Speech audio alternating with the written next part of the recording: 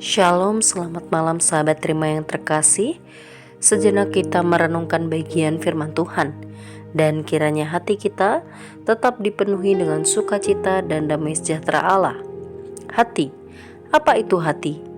Hati merupakan inti rohani dari satu pribadi dan pusat dari seluruh aktivitas manusia, seperti berpikir, merasakan, mempercayai, berdoa, memuji, dan lain sebagainya.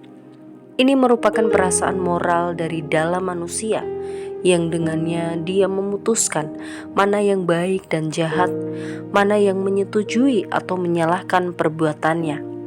Tapi dalam hatilah bisa muncul segala kejahatan. Itu sebabnya mengapa kita dilahirbarukan. Tuhan memberikan hati kita yang baru, menandakan bahwa Tuhan memperbarui seluruh kepribadian kita.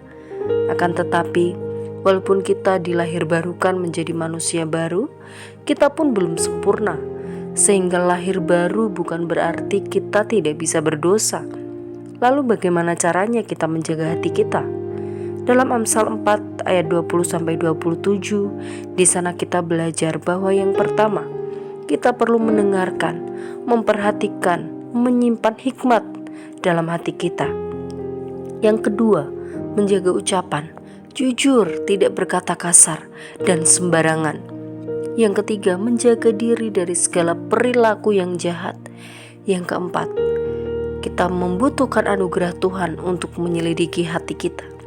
Jika kita mengisi hati kita dengan hal-hal yang baik, apa yang keluar dari hati adalah hal-hal yang bisa memuliakan Tuhan.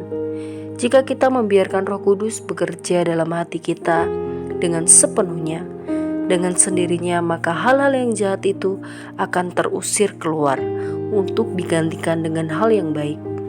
Kembali kita disadarkan bahwa kita tidak boleh puas dengan keadaan hati kita saat ini. Memang kecenderungan untuk berbuat dosa pasti selalu ada. Oleh sebab itu, kita harus waspada dalam mendengarkan suara hati kita. Sebab Alkitab menyatakan bahwa hati adalah pusat dari segala hal, dan disitulah terpancar kehidupan. Kita tidak boleh mengikuti hati kita, tapi kita menjaganya. Kita perlu hati-hati menjaga hati kita, menjadi pribadi yang lebih baik, dipandu oleh prinsip-prinsip yang benar di dalam Tuhan, yang bersifat mengajar dan tidak mengandung prasangka atau pikiran-pikiran yang menyesatkan. Sebab ada standar dalam Alkitab yang harus tetap terjaga dari diri kita, yaitu tetap teguh dan benar di hadapan Allah, sehingga terpancarlah sebuah kehidupan Allah yang tinggal dari dalam diri kita. Amin. Mari kita berdoa.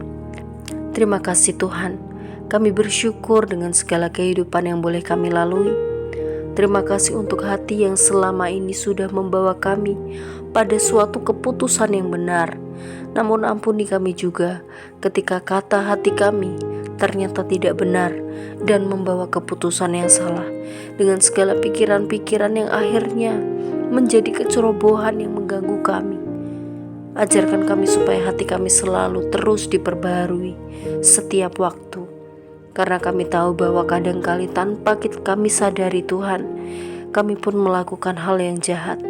Biarlah Roh Kudus selalu memimpin kami, sehingga hati kami selalu terjaga dengan baik, teguh dan benar di hadapan Tuhan. Karena disitulah terpancar kehidupan yang memuliakan Tuhan.